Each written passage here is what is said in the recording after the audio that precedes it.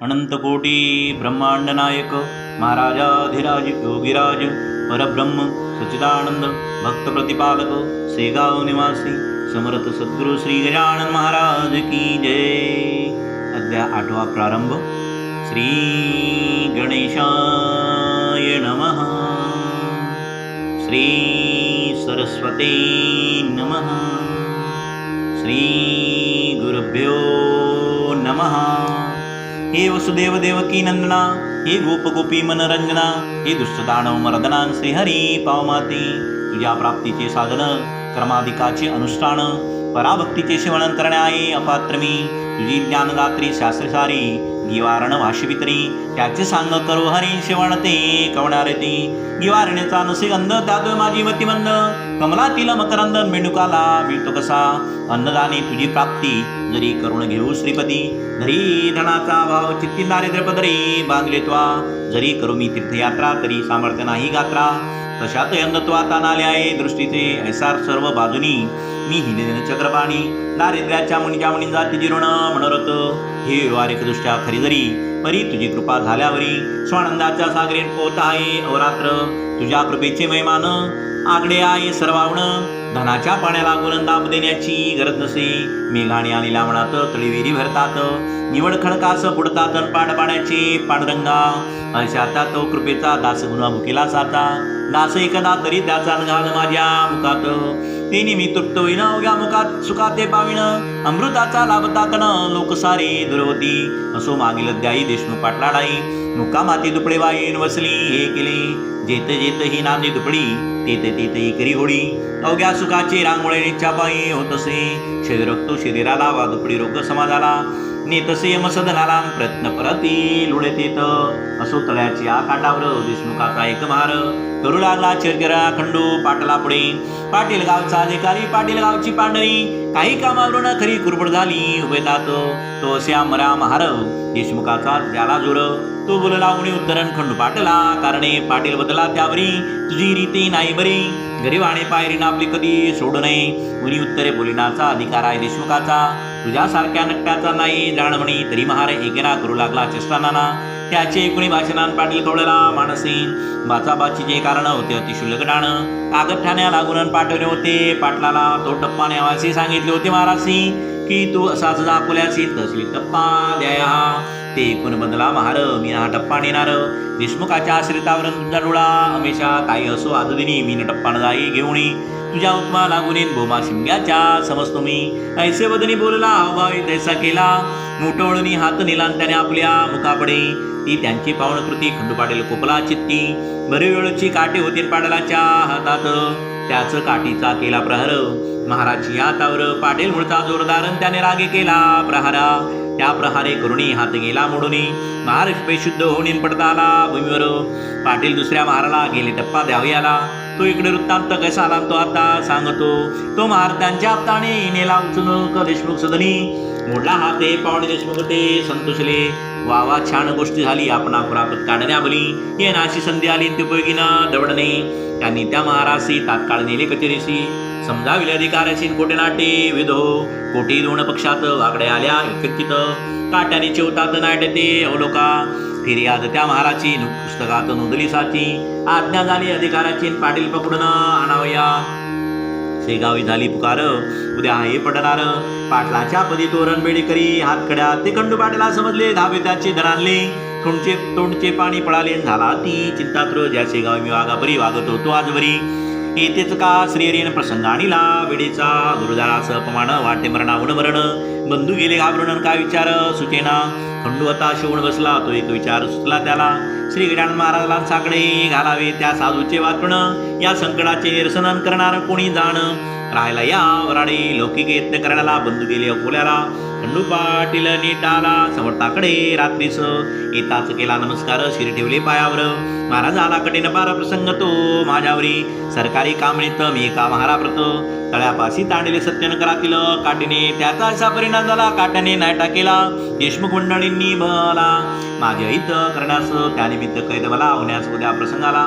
समर्थ माझ्या येथील तुझविन कोण रक्षिल. उद्या येथील राजदूत मला इथून निराप्रत. बेडे ठोकणे पायात तळसे आज ऐकले त्यापेक्षा गुरुवरा गळा माझा इथे चिरा. ही घ्या तलवार देतो करा वेळ करू नका हो अब्रुदारा कारण बेजित हीच मरण. अपराध माझ्या हातून ते अल्प दयाळा. त्या अपराध रूपी अखड्यांचा हा डोंगर झाला जाता. अभिमान माझ्या अब्रुचांद्रा समर्था एकाणी जयेंद्रतच्या वेळेला अग्निकास्त क्षणाला. होता अर्जुन तयार झाला केवळा आपल्या अब्रुस्तव. तेथे भगवंताने म्हणे अब्रू त्याची रक्षण केली. प्रभूने वस्त्र नेसवली द्रौपदीला सभेत. देवी मम अब्रुही पांचाळी देशमुख वाणी आणली. नग्न करण्यासाठी बोलीन तिचे करावो संरक्षण. ऐसे वंदन समर्थला पाटील रडू लागला. आसवाचा तो चालला पुरनेत्रा वाटे हो. घरची मानसी चिंता दूर आधीच झाली होती फार. नाही त्याच्या शोका पारंतो सांगावा कोटवरी. इकडे समर्थांनी बोले दोन्ही हाती कवटाळले. खंडोबाट्याला हृदय धरले त्याचे सांत्वन करावया. अरे काम करत्या पुरुषाव्रत अशी संकटे येतात. वरच्या वरी जाण सत्य त्याची चिंता नको. स्वार्थ दृष्टी बळावता असंच होती तत्वता. खऱ्या नीतीची वार्ता मात्र त्या कळत नसे. तुम्ही पाटील देशमुख दोघे जण एका जातीचे सोण. एकमेकाचे नुकसान स्वार्थ करू पाहता. मागे कौरव पांडवात स्वार्थ चाला विपट सत्य. परी पांडवाचा पक्ष देतो न्याय खरा होता की. म्हणून पांडवा कारणे सहाय्य केले भगवंताने. सत्यासाठी मारणे भाग पडले कौरवाना. जा भिवू नकोस तिळवर बेडेन तुझी पडणार. किती जरी केला जोर देशमुखाने आमला तेच पुढे खरे झाले. पाटील निर्दोषी म्हणून सुटले. जे का संत मुखा वाटे आले ते न खोटे होई कधी. पाटील मंडळी उत्तरोत्तर वजू लागली साचार. कोणा नाही आवडणार मृत्ये सेवा या पुढे खंडोपाटलाने करून विनंती प्रेमाने. नेले राव या कारण समर्थाला निजगृही. असता पाटील सदरात ज्ञानस्वामी समर्थ. ब्राह्मण आले हो चितन दापाच तैलंगी. तैलंगी विद्वान असते कर्मठ वेदा परिप्रीती. परिधनाचा लोभ चित्ती राही ज्यांच्या विशेष. ते काही मिळेल म्हणून समर्थाकडे आले जाणं. ते होते पांघरुण घेऊन समर्थ नेलेले. त्याच्या जागे करण्याप्रत ब्राह्मण म्हणू लागले मंत्र. जडतेचे स्वरा सहित उच्च सुराने. मंत्र म्हणण्यात चूक झाली तेनं त्यांची दुरुस्त केली. त्यांनी दुरुस्त केली म्हणून आसनी उठून बसली. ज्ञानाची स्वारी पा आणि असे बदली ब्राह्मणाला तुम्ही कशासाठी वैदिक झाला. हिन तो वेदविद्येला अनुकारे निरतक. हिने विद्या पोटाची मोक्षदात्री आहे साची. बाडोळीस बांधल्या शक्तिशालीची किंमत काही राखा हो.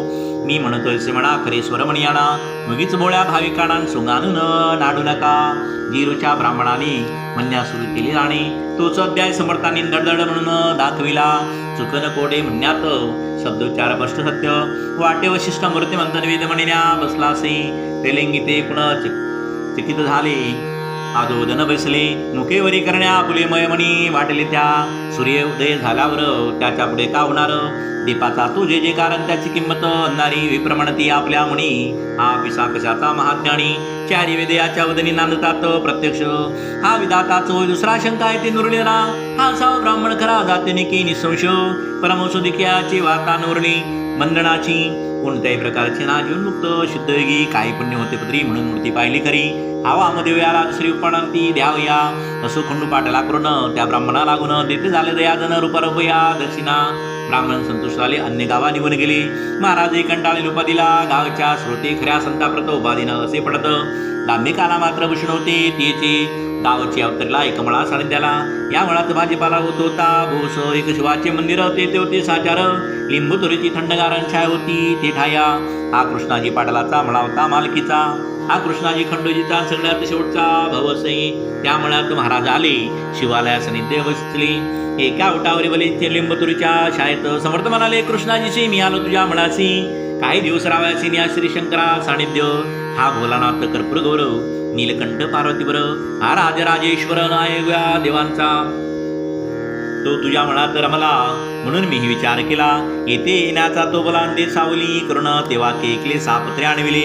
ओटावरी छप्पर केले कृष्णाजीने. तात्काळ समर्थांनी वास केला म्हणून मला क्षत्र आला.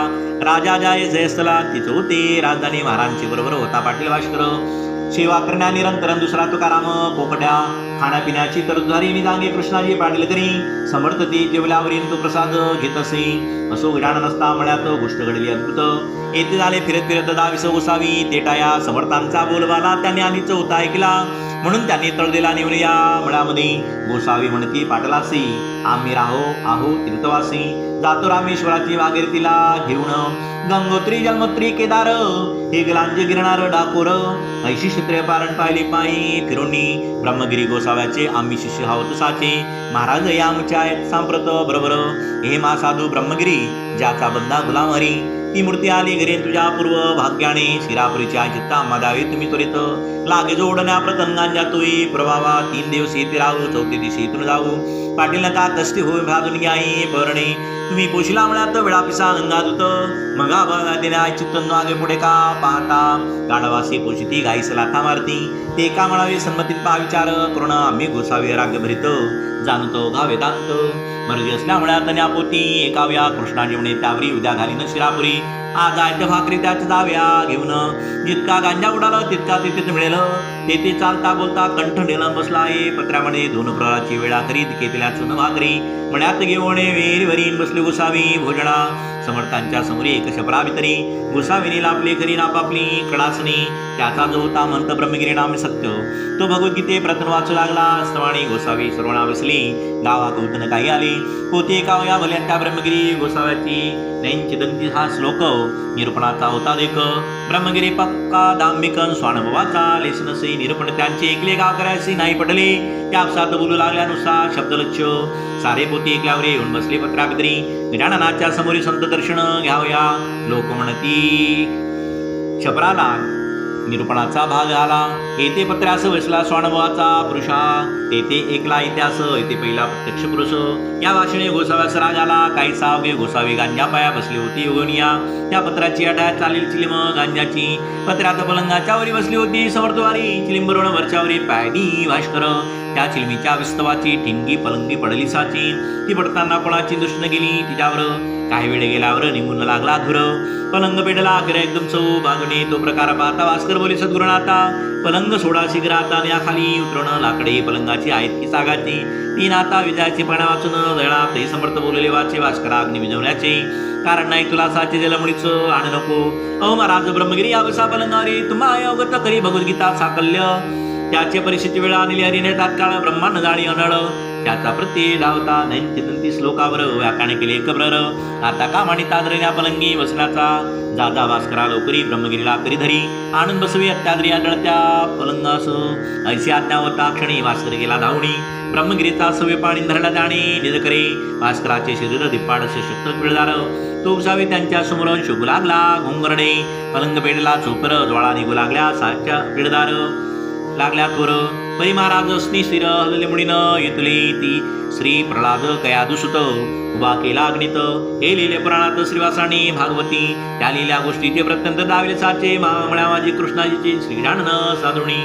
ब्रह्मगिरी म्हणे भास्करासी मला न या पलंगापासी महाराजांच्या अधिकारासी मी नाही जाणतले तेन वाणी भास्कर उडीत आला फरफर उभा केला समोर आपल्या सद्गुरु रायाच्या नैंदहती पावक हे करून दावा वाक्य ऐसे बोलता बाप महाराज देखन गोसावी परम घाबरला गोसावी म्हणे भीत मी पोटभरे आहे संत शिरापुरी खाण्याप्रत मी झालो गोसावी माझ्या अपराधाची क्षमा साच करी शांतीनामा हिला खटाटोपरी कमांस गीताशास्त्र शिकण्याचा तुला पिसा मी म्हणालो आता प्रस्तावा पावलो मी दाती तृण धरून आलो शरण तुला अवैदे शेगावाच्या जनाने केली समर्था विनवणी आपण अग्नीपासून भय नाही हे करे तरी महाराजांच्या करिता खाली यावे लवकर आता अशा स्थितीत आता तुम्हा धडकेवरे म्हणून आमच्यासाठी उतरा खाली ज्ञानजटी गोसावी झाला पुढेतून काही बोलेला लोक विनंतीस दया मान खाली उतरले गजान तो पलंग पडला कोसळून एक पलईन लागली त्या अवघात होता जडला तो भाग शिशुरला तो लोकांनी विजविला साक्ष दावण्या इतरांची ब्रह्मगिरी पाही लागला नीरा अभिमान अवघाला वर्ष होता गंगा जला मन कुठून राहित मग मध्यरात्रीच्या समयाला ब्रह्मगिरीस बोध केला आज पाचून चेष्टला तुया सोडून धैरे ज्यांनी राख लावावी त्याची उपाधी दृढ ठेवावी अनुभवाने सांगावीन गोष्ट कोणा निरर्थक नुसते शब्द पांडित माजले अति जगी अतळात तिने काय झाला घात आपले या संस्कृतीचा गोसावी मचिंद्र जालंधर गोरख गैनी साचार ज्ञानेश्वराचा अधिकार किती म्हणून सांगावा स्वानुभवाचे झाली ती श्री शंकराचार्यांनी किती प्रपंची रावणे ब्रह्मस्तुती अनुभवली एकनाथांनी स्वामी समर्थ ब्रह्मचारी हे ब्रह्म साक्षात्कारी होऊन गेले भोरेण्याची चरित्रे आणि म्हणा उगीच खाया शिरापुरी भटकू नको भूमीवारी सारणतया माझारी येतुली गवसणार ऐसा बोध ऐकिला ब्रह्मगिरी विरक्त झाला प्राप्त काळीच उठून गेला कोणान भेटता शिष्यास ही गोष्ट दुसऱ्या दिवशी कळली अवघ्या गावासी जो तो आला पहावयासी मण्यात जडलेल्या पलंगाती हा दास गणू विरचित श्री गजानन विजय नामे ग्रंथ सार भाविका भवावेत हेची इच्छी दास गणू शुभम भवतु श्री हराप्रणमस्तु इति श्री गजानन विजय ग्रंथस्य अष्टमोध्याय समाप्त अनंतकोटी ब्रह्मांड नायक महाराजाधिराज योगीराज परब्रह्म सच्चिदानंद भक्त प्रतिपालक शेगाव निवासी समर्थ सद्गुरु श्री गजानन महाराज की जय।